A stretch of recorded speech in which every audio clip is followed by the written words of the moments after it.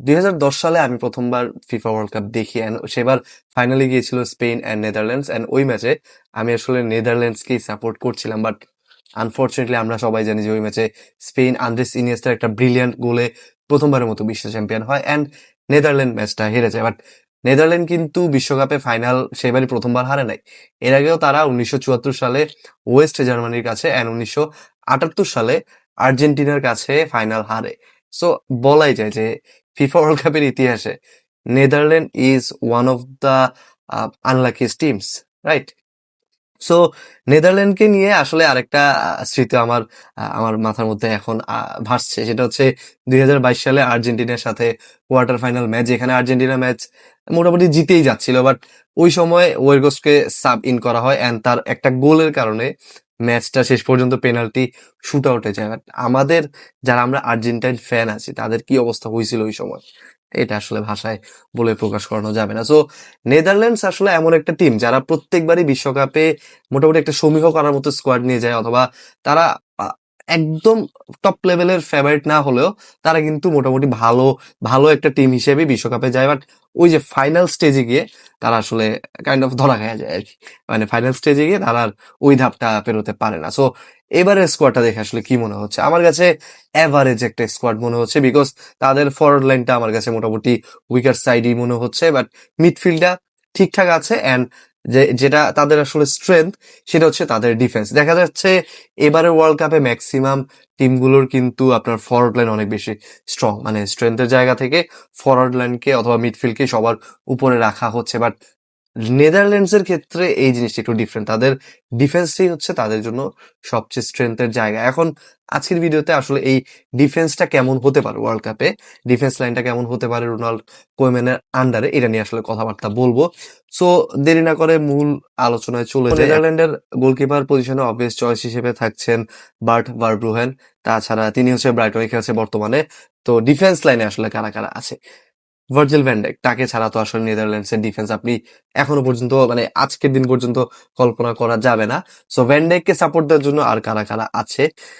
Denzel Dumfries, Nathan আকে, জোরেল হাটো, জুরিয়ান timber, জান পল van হেকে, যাকে মোটামুটি বলা যায় যে স্টার্ট করতে পারে ভ্যান ডাইকের সাথে।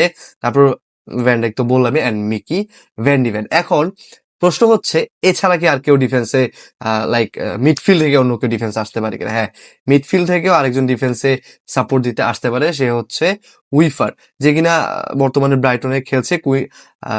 ম্যাটস উইফার, যাকে আপনি হয়তোবা রাইট ব্যাক পজিশনেও দেখতে পারেন। আর এই ডিফেন্সের মধ্যে কিছু আসলে নাম আছে যাদেরকে হয়তোবা আপনি মিস করছেন, লাইক ম্যাথিস ডিলিক্ট, তারপরে হচ্ছে স্টিভেন ডিব্রাই, তারপরে আপনার ফ্রিম্পং, জেরেমি ফ্রিম্পং, যে কিনা লিভারপুলে আসে এই সিজনে, বাট ইনজুরির কারণে আসলে খুব একটা গেম টাইম পায় নাই, প্লাস এই যে তার ফিটনেস জনিত সমস্যা প্লাস ফর্মহীনতার কারণে আসলে এই রোনাল্ড কোয়েম্যান তাকে দলে রাখে নাই। প্লাস ম্যাথিস ডিলিক্টেরও সিমিলার কন্ডিশন। আর ডিভ্রাই আসলে অবভিয়াস কারণেই ডিভ্রাইকে রাখা হয় না, কারণ তার থেকে বেটার প্লেয়ার এই মুহূর্তে ডাচ টিমে এক্সিস্ট করে ডিফেন্সে। এখন ডিফেন্স লাইনটা মোটামুটি কেমন হতে পারে? আমি যদি লাস্ট কয়েকটা ম্যাচের দিকে তাকাই, ইভেন গত লাস্ট যে ম্যাচটা উজবেকিস্তানের সাথে যেই ফ্রেন্ডলি ম্যাচটা খেলছে ওইটার দিকেও যদি আমি তাকাই, তাহলে দেখবো যে নেদারল্যান্ড কিন্তু 4 ম্যান ব্যাকলাইনেই খেলতে অভ্যস্ত, অ্যান্ড এই ব্যাকলাইনে আপনার রাইট ব্যাক পজিশনটা বলতে গেলে মোটামুটি নিশ্চিত যে ডামফ্রিসই স্টার্ট করবে। এখন আপনি বলতে পারেন ভাই, যে কি বলে, এই যে জুরিয়ান টিম্বার এত ভালো একটা সিজন কাটালো আর্সেনালের সাথে, তাহলে আপনি টিম্বারকে কেন এই রাইট ব্যাক পজিশনে স্টার্ট করাবেন না?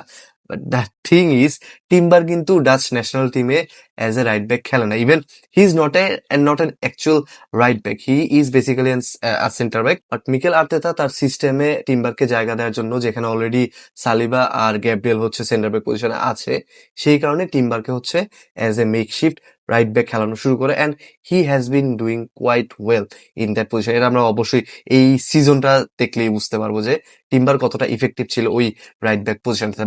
But the thing is, Netherlands টিমে কিন্তু Timber as a centre back খেলে থাকে অ্যান্ড তার সাথে পেয়ার আপ করানো হয় ভার্জিল ভ্যান ডাইক।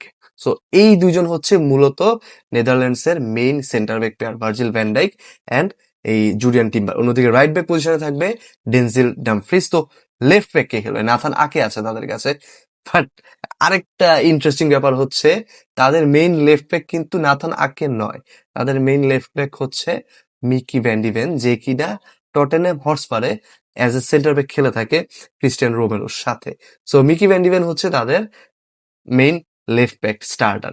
এখন এই যে ডিফেন্স লাইনটা, এখানে কিন্তু আপনার মোটামুটি ডামফ্রিজ ওভারল্যাপ করে উপরে উঠবে। আর বাকি যে তিনজন, নেদারল্যান্ডসকে কিন্তু আমরা এর আগেও দেখেছি যখন আপনার লুই ভন হালের আন্ডারে তারা কিন্তু 5 ম্যান ব্যাক অথবা 3 ম্যান ডিফেন্স এরকম খেললেও অভ্যস্ত ছিল। তো আপনার কোমেনও এমন একটা ডিফেন্স লাইন সাজাচ্ছে, মানে সাজিয়েছে অথবা এইরকম ডিফেন্স লাইন নিয়ে খেলে থাকে যেখানে আপনার 3 ম্যান ব্যাক লাইনও আপনি করতে পারবেন ইজিলি, যখন ডেনজিল ডামফ্রিজ অথবা anyone who is playing in that right back position সে কিন্তু উপরে উঠতে পারবে অ্যান্ড মিডফিল্ড অথবা আপনার উইং এ হেল্প করতে চায়। তো ওই ক্ষেত্রে আপনার 3 ম্যান ব্যাকলাইনও ইজিলি বিল্ড করতে পারছে Micky van de Ven, Jurrien Timber and Virgil van ডাইককে দিয়ে। এক্ষেত্রে কিন্তু আপনার তিনজনই ফিজিক্যাল অ্যান্ড টল ফিগারের সেন্টার ব্যাক যারা আপনাকে একটা স্টেবিলিটি দিতে পারবে। এখন এক্ষেত্রে আপনি যদি ধরেন টিম্বারকে স্টার্ট করাবেন না সেন্টার ব্যাক পজিশনে ভ্যান ডাইকের সাথে, এক্ষেত্রে আপনি কাকে স্টার্ট করতে পারবেন? অবভিয়াস চয়েস হবে ভ্যান হেকে যে কিনা বর্তমানে ব্রাইটনে খেলছে, অ্যান্ড ওই ভ্যান হেকেকেই হয়তোবা আমরা দেখবো এই ভ্যান ডেকের সাথে স্টার্ট করতে। ইভেন আমরা কিছু ফ্রেন্ডলি ম্যাচে, বিগত কিছু ম্যাচও যদি দেখে থাকি, তাহলে টিম্বারের জায়গায় কিন্তু ভ্যান হেকেই স্টার্ট করেছে এই ভ্যান ডেকের সাথে। এছাড়া আপনার কাছে অবশ্যই নাথান আকে আছে যে কিনা মিকি ভ্যান্ডিভেনের জায়গায় লেফট ব্যাক পজিশনে খেলতে পারবে।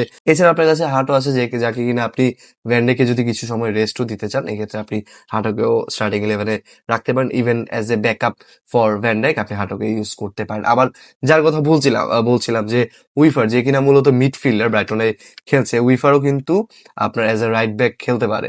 ডামফ্রিসের জায়গায় তাকে আপনি সাব হিসেবে দেখতে পারেন। এমনকি এমনও হতে পারে যে কিছু ম্যাচে হয়তো সে স্টার্ট করতে পারে ওই রাইট মিড পজিশনটাতে।